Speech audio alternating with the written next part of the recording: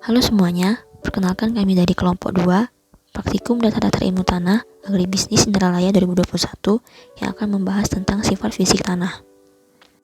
Adapun anggota kelompok 2 yaitu Acai Praseno dengan ujung NIM 678, Afifatus Syairah dengan ujung NIM 674, Agus Misastra dengan ujung NIM 676, Chani Melva Apelin Panjaitan dengan ujung NIM 678, dan Fardita Alisa dengan ujung NIM 6044. Selamat menonton!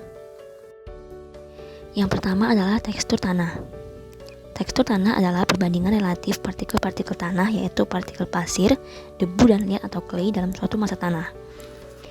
Kelas tekstur tanah menurut USDA membagi 12 kelas, dari yang paling kasar yaitu pasir sampai yang paling halus yaitu clay. Berikut ini adalah segitiga kelas tekstur yang dibuat oleh USDA atau United States Department of Agriculture. Segitiga tekstur merupakan suatu diagram untuk menentukan kelas-kelas tekstur tanah. Ada 12 kelas tekstur tanah yang dibedakan oleh jumlah persentase ketiga fraksi, yaitu fraksi pasir, fraksi debu, dan fraksi liat. 12 kelas tekstur tanah yaitu pasir, pasir berlempung, lempung berpasir, lempung, lempung liat berpasir, lempung liat berdebu, lempung berliat, lempung berdebu, debu, liat berpasir, liat berdebu, dan liat.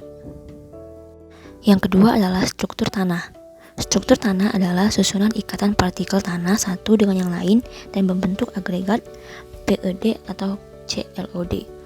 PED adalah agregat yang terbentuk dengan sendirinya, sedangkan CLOD adalah agregat yang terbentuk karena pengolahan tanah. Tipe struktur tanah. Struktur tanah memiliki banyak tipe, yaitu granular, crumb, platy, prismatic, masif, kolumnar, blocky, dan single grade. Struktur tanah yang dikehendaki tanaman adalah struktur remah, karena perbandingan bahan padat dan ruang pori kurang lebih seimbang. Tujuan pengolahan tanah adalah agar mendapatkan struktur tanah dalam bentuk besar dan ketahanan yang dikehendaki tanaman. Yang ketiga, ada konsistensi tanah.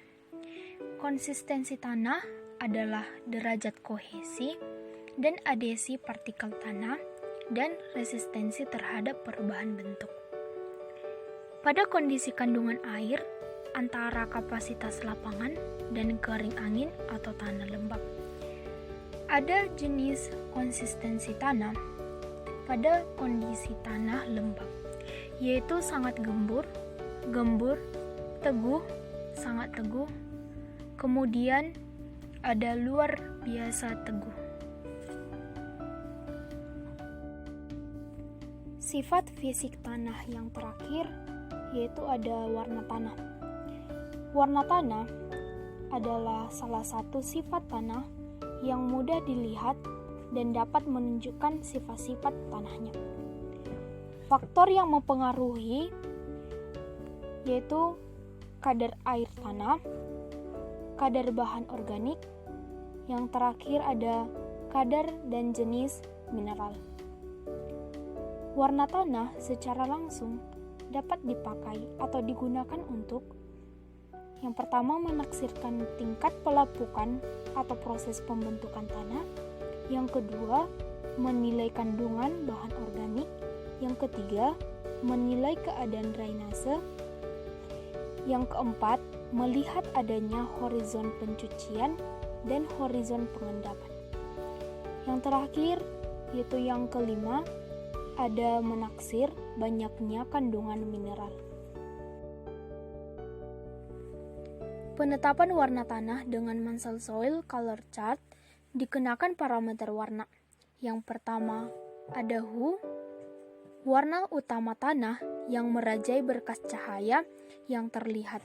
Contohnya 5R, 7,5R, 10R, 2,5YR, 5YR, dan sebagainya.